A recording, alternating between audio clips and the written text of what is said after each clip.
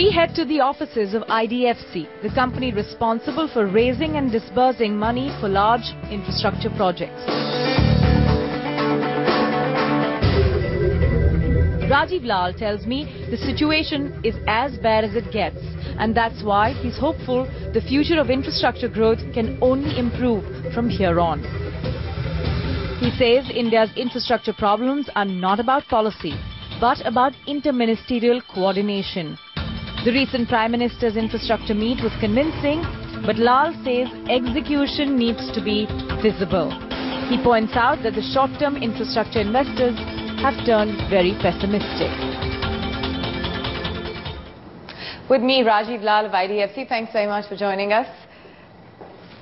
We're looking at the big picture of where funds are coming in for infrastructure. Are they coming in? Are you optimistic with the kind of money that's coming into India's infrastructure story? I'm more optimistic now than I was 6 months ago. Okay. And what is making you optimistic? Well, the cynical part of the story is that things couldn't hardly get worse. Yeah. The positive side of the story is that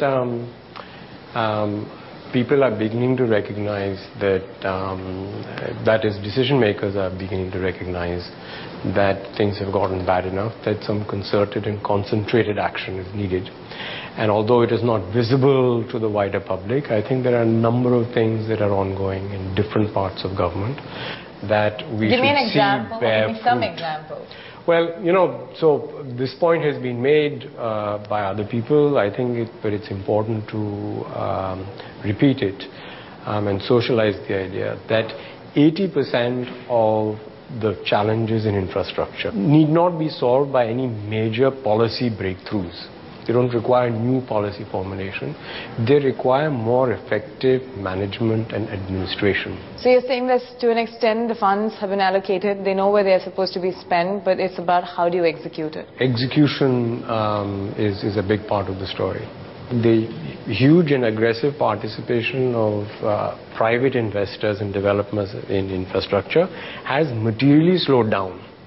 And it has slowed down not for reasons of policy paralysis. I see. It has slowed down for reasons of administrative indecision and delay. Okay, let me ask you this. Now, I mean, we can't possibly be giving this argument to a foreign investor who's put in money in the India infrastructure story, say, hey, your investment is out there, but it's stuck in a file. I mean, isn't that an embarrassing moment for India? Yeah, but sometimes embarrassment is good, and I think it should encourage us to diligently solve problems that are eminently solvable. So what did the Prime Minister's mega push towards infrastructure, putting out of targets, really mean for this sector? I mean, so it was a signal that the Prime Minister's office is finally beginning to take a more proactive and sustained, one hopes, stand in terms of actually delivering on interministerial coordination. Given that we're looking at valuations in India's infrastructure space, whether it's projects or companies, at pretty much an all-time low, do you see this being used as an opportunity by a large number of investors who so far wanted to enter the infrastructure story but haven't? Is the market looking ripe for people to make an entry? They are long-term, patient investors who are not strategic in nature, who are financial investors, but who invest in non-public markets. Yeah. So that bucket of people is beginning to look at India quite seriously. Okay, and I'm presuming that some of those people are the kinds that IDFC engages with. Absolutely. Now, if you're looking at these investors in India today, what are the two things that they want done in the medium term for India to actually take that big leap? For them to invest in India today, they will be making the following bet. They will be thinking that, look, against all odds, over the last 15 years, India has actually done a lot more in infrastructure than people would have predicted. Right. Right now, things are in a funk. So, as an investor, I am making the bet that it will not happen immediately, but over the next 24, 36 months, India will get their act together sufficiently to create a muddle through, if you like. Would you sort of put a blame on a certain part of the sector? Would you say the blame on energy? Would you put it on power in particular? Yep. Do you see these pockets within the large infrastructure story By where far the most pain important issues are in the power sector, and they are in thermal power most of all. Which is majority of what India engages in. Which is the majority of what, so 40% of all investment is in energy. The bulk of that is in thermal power. And thermal power, the issues are specifically related to coal supplies. Coal supply. So if you can solve that problem, do you expect that to be sorted out? Again, to put it in perspective, the 10th five-year plan, the entire plan period we added 20,000 megawatts.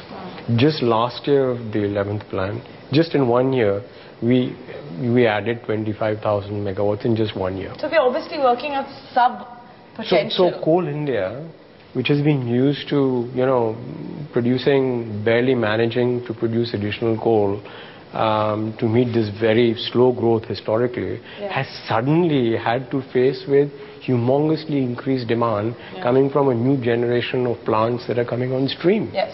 So they're ill-prepared. The solution, magically, they're not going to be able to raise their production 30-40%. It'll take 2, 3, 4 years for them to improve their operations. Perhaps the first victim of the fiscal deficit are large projects which get onto a hold because of lack of supply issues of, or backward linkages.